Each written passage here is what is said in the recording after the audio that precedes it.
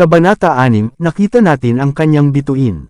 Ang kabanatang ito ay batay sa Mateo Kapitulo 2. Ngayon, nang si Jesus ay ipanganak sa Bethlehem ng Judea sa mga kaarawan ni Herodes na hari, narito, may nagsidating na mga pantas mula sa silangan sa Jerusalem, na nagsasabi, saan naroon siya na ipinanganak na hari ng mga Hudyo?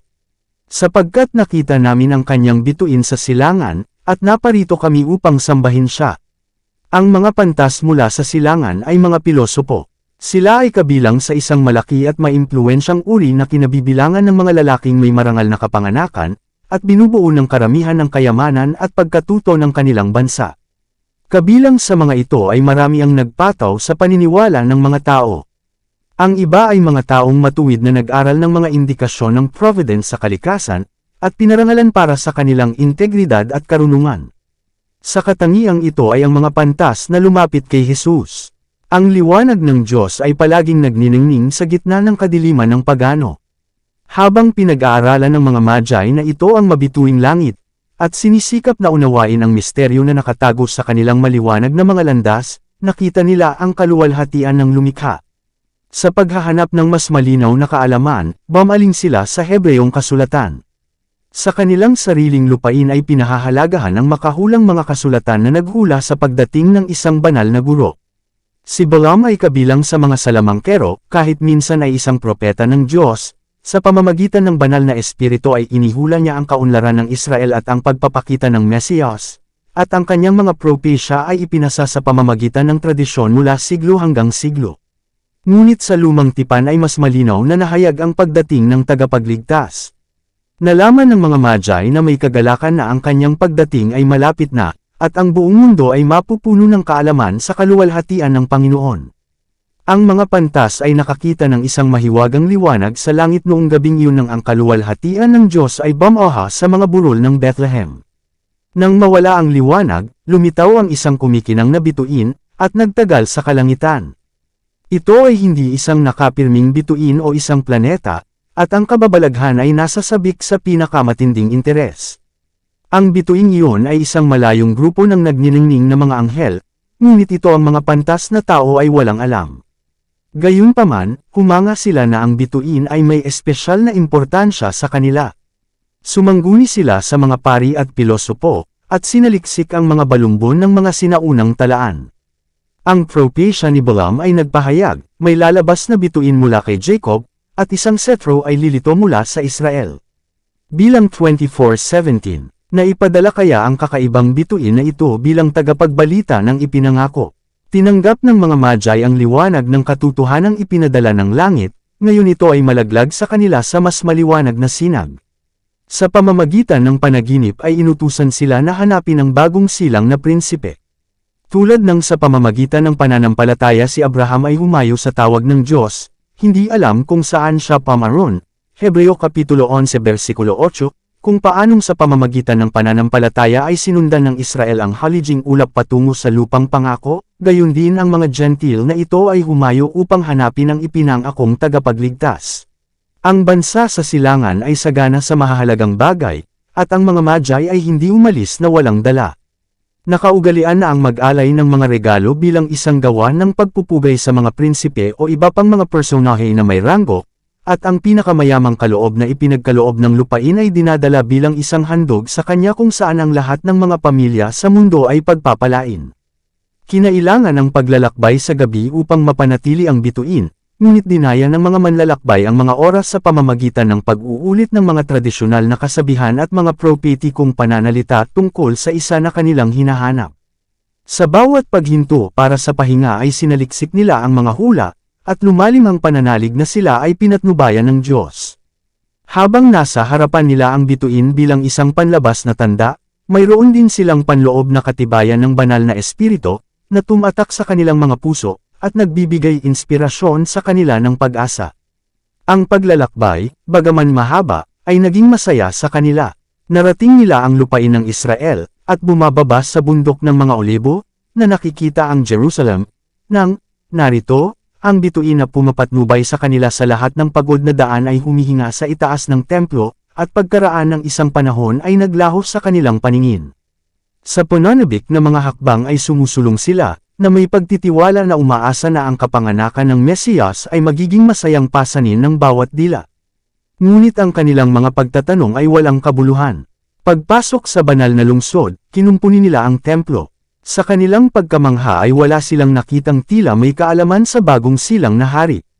Ang kanilang mga tanong ay hindi nagpapahiwatig ng kagalakan, ngunit sa halip ng pagtataka at takot, hindi hinaluan ng paghamak. Ang mga pari ay nag-e-ensayo ng mga tradisyon. Pinupuri nila ang kanilang relihiyon at ang kanilang sariling kabanalan, habang tinutuligsa nila ang mga Griego at Romano bilang mga pagano, at mga makasalanan kaysa sa iba. Ang mga pantas ay hindi mga sumasamba sa mga Diyos-Diyosan, at sa paningin ng Diyos sila ay nakatayong mas mataas kaysa sa mga ito, ang kanyang nag-aangking mananamba, gayunman sila ay tinitingnan ng mga Hudyo bilang mga pagano. Kahit na sa mga itinalagang tagapag-alaga ng mga banal na orakulo ang kanilang sabik na mga pagtatanong ay hindi umaantig ng chord ng simpatiya. Ang pagdating ng mga Magi ay mabilis na ingay sa buong Jerusalem. Ang kanilang kakaibang gawain ay lumikha ng kaguluhan sa mga tao, na tumagos sa palasyo ni Haring Herodes. Ang tusong Edomita ay napukaw sa pahiwatig ng isang posibleng karibal. Hindi mabilang na mga pagpatay ang nabahira ng kanyang landas patungo sa trono. Dahil may dugong dayuhan, kinasusuklaman siya ng mga taong pinamunuan niya. Ang tanging seguridad niya ay ang pabor ng Roma. Ngunit ang bagong prinsipe na ito ay may mas mataas na pag-angkin. Siya ay ipinanganak sa kaharian. Pinaghihinalaan ni Herodes na ang mga pari ay nakipagplano sa mga estranghero upang pukawin ang isang tanyag na kaguluhan at patalsikan siya mula sa trono. Itinago niya ang kanyang kawalan ng tiwala, gayunpaman, determinadong hadlangan ang kanilang mga pakana sa pamamagitan ng superior na tuso. Ipinatawag niya ang mga punong saserdote at ang mga eskriba. Tinanong niya sila tungkol sa pagtuturo ng kanilang mga sagradong aklat tungkol sa lugar ng kapanganakan ng Mesiyas. Ang pagtatanong na ito mula sa mga aagaw ng trono, at ginawa sa kahilingan ng mga estranghero, ay nakasakit sa pagmamalaki ng mga gurong Hudyo. Ang kawalang interes kung saan sila ay bumaling sa mga rolyo ng hula ay nagpagalit sa naninibugho na malupit. Naisip niyang sinusubukan nilang itago ang kanilang kaalaman sa bagay na iyon. Sa isang awtoridad na hindi nila nang ahas na baliwalain, inutusan niya silang magsagawa ng malapit na paghahanap, at ipahayag ang lugar ng kapanganakan ng kanilang inaasahang hari. At sinabi nila sa kanya, sa Bethlehem ng Judea, sapagkat ganito ang nasusulat sa pamamagitan ng propeta, at ikaw Bethlehem, lupain ng Juda, sining sa kahit anong paraan sa mga prinsipe ng Juda, sapagkat sa iyo lalabas ang isang gobernador, na siyang magiging pastol ng aking bayang Israel. R.V. Inanyayahan na ngayon ni Herodes ang mga mago sa isang pribadong panayam. Isang unos ng galit at takot ang nagngangalit sa kanyang puso, ngunit napanatili niya ang isang kalmadong panlabas, at magalang na tinanggap ang mga estranghero. Siya ay nagtanong kung anong oras ang bituin ay lumitaw, at nagpahayag ng granizo na may kagalakan ang pagpapakilala ng kapanganakan ni Kristo.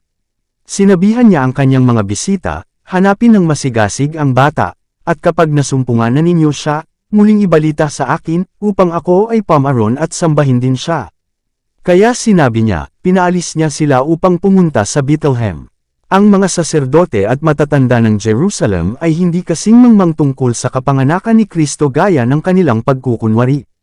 Ang ulat ng pagdalaw ng mga anghel sa mga pastol ay dinala sa Jerusalem, ngunit itinuring ito ng mga rabay bilang hindi karapat-dapat sa kanilang pansin.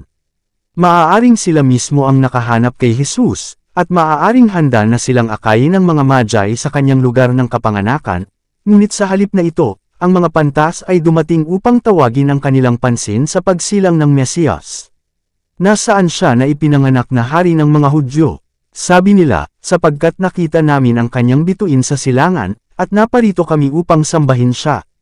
Ngayon ang pagmamataas at inggit ay isinara ang pinto laban sa liwanag. Kung ang mga ulat na dinala ng mga pastol at ng mga pantas ay pinagkakatiwalaan, ilalagay nila ang mga pari at mga rabay sa isang hindi nakakainggit na posisyon, na pasinungalingan ang kanilang pag-aangkin na sila ang mga tagapagpahayag ng katotohanan ng Diyos. Ang mga matatalinong gurong ito ay hindi yumuko upang turuan ng mga tinatawag nilang pagano. Hindi maaaring, sabi nila, na pinalampas sila ng Diyos, upang makipag-usap sa mga ignorante na pastol o dituling mga gentil. Nagpasya silang ipakita ang kanilang paghamak sa mga ulat na kapana-panabik na si Haring Herodes at ang buong Jerusalem. Hindi man lang sila pumunta sa Bethlehem upang tingnan kung totoo nga ang mga bagay na ito. At pinangunahan nila ang mga tao na ituring ang interes kay Jesus bilang isang panatikong kaguluhan. Dito nagsimula ang pagtanggi kay Kristo ng mga pari at mga rabay. Mula sa puntong ito ang kanilang pagmamataas at katigasan ng ulo ay lumago sa isang matatag na pagkapuot sa tagapagligtas. Habang binubuksan ng Diyos ang pinto sa mga hentil, isinasara ng mga pinunong Hudyo ang pinto sa kanilang sarili. Ang mga pantas ay umalis na mag-isa sa Jerusalem. Ang mga anino ng gabi ay bumabagsak habang sila ay umalis sa mga pintuan, ngunit sa kanilang malaking kagalakan ay muli nilang nakita ang bituin, at itinuro sa Bethlehem. Hindi sila nakatanggap ng gayong pagpapakilala sa mababang kalagayan ni Jesus gaya ng ibinigay sa mga pastol. Pagkatapos ng mahabang paglalakbay ay nabigo sila sa kawalang interes ng mga pinunong Hudyo, at nilisan nila ang Jerusalem na hindi gaanong nagtitiwala kaysa noong pumasok sila sa lungsod. Sa Bethlehem wala silang nakitang maharlikang bantay na nakatalaga upang protektahan ang bagong silang na hari. Wala sa mga pinarangalan na tao sa mundo ang dumalo. Si Jesus ay nakaduyan sa isang sabsaban. Ang kanyang mga magulang, mga hindi nakapag-aral na magsasaka, ay kanyang tanging tagapag-alaga. Ito kaya ay siya kung kanino ito nasusulat, na siya ay, ibangon ang mga lipi ni Jacob, at, isa sa uli ang naingatan ng Israel, na siya ay dapat maging, ilaw sa mga Gentil, at para sa, kaligtasan hanggang sa wakas ng mundo. Isaias Kapitulo 49 versikulo 6. Pagdating nila sa bahay, nakita nila ang bata kasama si Maria na kanyang ina, at nagpatira pa sila, at sinamba siya. Sa ilalim ng mababang anyo ni Jesus, nakilala nila ang presensya ng pagka-Diyos. Ibinigay nila ang kanilang mga puso sa kanya bilang kanilang tagapagligtas, at pagkatapos ay ibinuhos ang kanilang mga kaloob, ginto, at kamangyan, at mira. Kay laking pananampalataya nila, maaaring sinabi tungkol sa mga pantas mula sa silangan, tulad ng pagkatapos ng Romanong Centurion, hindi ako nakasumpong ng gayon kalaking pananampalataya, hindi, kahit sa Israel. Mateo Kapitulo 8 versikulo 10. Ang mga pantas ay hindi nakatago sa plano ni Herodes kay Jesus. Nang maisakatuparan ang layunin ng kanilang paglalakbay, naghanda silang bumalik sa Jerusalem, na naglalayong ipaalam sa kanya ang kanilang tagumpay. Ngunit sa isang panaginip ay nakatanggap sila ng isang banal na mensahe na huwag nang makipag-usap sa kanya. Sa pag-iwas sa Jerusalem, pumunta sila sa kanilang sariling bansa sa ibang ruta. Sa katulad na paraan si Jose ay nakatanggap ng babala na tumakas sa Ehipto kasama si Maria at ang bata. At sinabi ng anghel, doon ka hanggang sasabihin ko sa iyo ang salita, sapagkat hahanapin ni Herodes ang bata upang patayin siya. Si Joseph ay sumunod ng walang pagkaantala, naglalakbay sa gabi para sa higit na seguridad. Sa pamamagitan ng mga pantas, tinawag ng Diyos ang atensyon ng bansang Hudyo sa pagsilang ng kanyang anak. Ang kanilang mga pagtatanong sa Jerusalem, ang interes ng mga tao ay napukaw, at maging ang paninibugho ni Herodes, na pumipilit sa atensyon ng mga saserdote at mga rabay, ay nagtuon sa mga isipan sa mga hulak tungkol sa Mesiyas, at sa dakilang pangyayari na katatapos lamang mangyari. Si Satanas ay desidido sa pagsasara ng banal na liwanag sa sanlibutan, at ginamit niya ang kanyang sukdulang katusuhan upang sirain ang tagapagligtas. Ngunit siya na hindi nakatulog o natutulog ay nagbabantay sa kanyang minamahal na anak. Siya na nagpaulan ng manu mula sa langit para sa Israel at nagpakain kay Elias noong panahon ng taggutom ay naglaan sa isang pag-anong lupain ng isang kanlungan para kay Maria at sa batang si Jesus. At sa pamamagitan ng mga kaloob ng mga Magi mula sa isang pag-anong bansa, ang Panginoon ay naglaan ng paraan para sa paglalakbay patungo sa Ehipto at sa paninirahan sa isang lupain ng mga dayuhan. Ang mga Magi ay isa sa mga unang tumanggap sa manunubos. Ang kanilang regalo ay ang unang inilatag sa kanyang paanan. At sa pamamagitan ng kaloob na iyon, napakalaking pribilehyo ng ministeryo ang mayroon sila.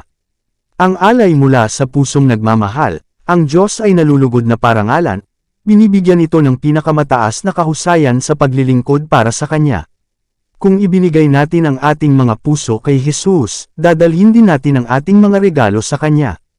Ang ating ginto at pilak, ang ating pinakamahalagang ari-arian sa lupa, ang ating pinakamataas na mental at espiritual na mga kaloob, ay malayang iukol sa Kanya na nagmamahal sa atin, at ibinigay ang Kanyang sarili para sa atin. Si Herodes sa Jerusalem ay naiinip na naghintay sa pagbabalik ng mga pantas. Sa paglipas ng panahon, at hindi sila lumitaw, ang kanyang mga hinala ay napukaw. Ang hindi pagpayag ng mga rabay na ituro ang lugar ng kapanganakan ng Mesiyas ay tila nagpapahiwatig na sila ay tumagos sa kanyang disenyo, at na ang Magi ay sadyang umiwas sa kanya. Nabaliw siya sa naisip, nabigo ang craft, ngunit naiwan ang resort sa puwersa. Gagawa siya ng halimbawa nitong batang hari. Dapat makita ng mapagmataas na mga Hudyo kung ano ang maaari nilang asahan sa kanilang mga pagtatangka na maglagay ng isang monarko sa trono. Kaagad na ipinadala ang mga sundalo sa Bethlehem, na may mga utos na patayin ang lahat ng mga bata na may 2 taong gulang pababa. Ang mga tahimik na tahanan ng lungsod ni David ay nasaksihan ng mga tagpong iyon ng kakilakilabot na, 600 taon na ang nakalilipas, ay nabuksan sa propeta. Sa Rama ay may narinig na tinig, panaghoy, at pagtangis, at dakilang pagdadalamati. Si Raquel ay umiiyak dahil sa kanyang mga anak, at hindi maaliw, sapagkat wala na sila.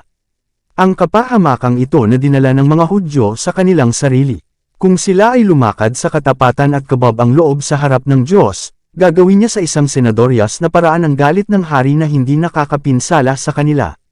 Ngunit inihiwalay nila ang kanilang sarili sa Diyos sa pamamagitan ng kanilang mga kasalanan, at tinanggihan ng banal na espiritu, na siyang tanging kalasag nila. Hindi nila pinag-aralan ng kasulatan na may pagnanais na umayon sa kalooban ng Diyos. Sila ay naghanap ng mga propesya na maaaring bigyang kahulugan upang itaas ang kanilang sarili, at upang ipakita kung paano hinamak ng Diyos ang lahat ng iba pang mga bansa. Ang kanilang ipinagmamalaki na pagmamalaki na ang Mesiyas ay darating bilang isang hari, sasakupon ng kanyang mga kaaway, at yuyurikan ang mga pagano sa kanyang galit.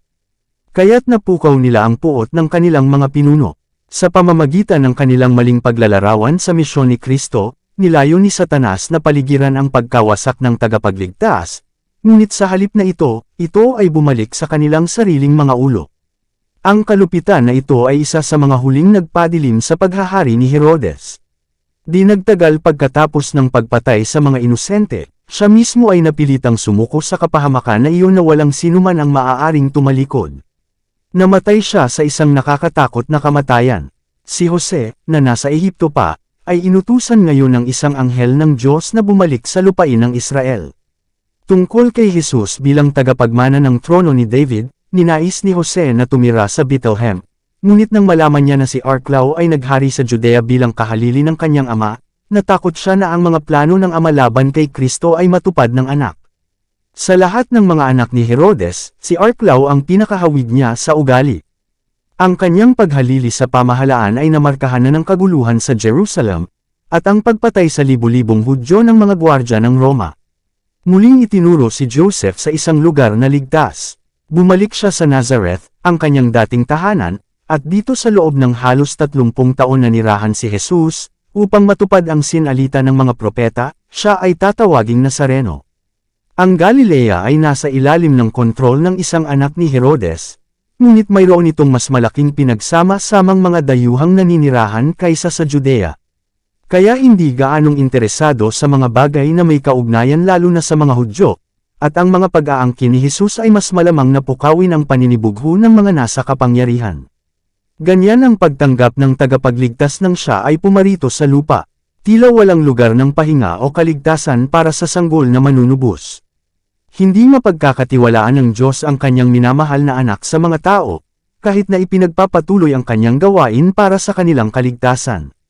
Inatasan niya ang mga anghel na dumalo kay Jesus at protektahan siya hanggang sa kanyang maisakatuparan ang kanyang misyon sa lupa, at mamatay sa pamamagitan ng mga kamay ng kanyang naparito upang iligtas.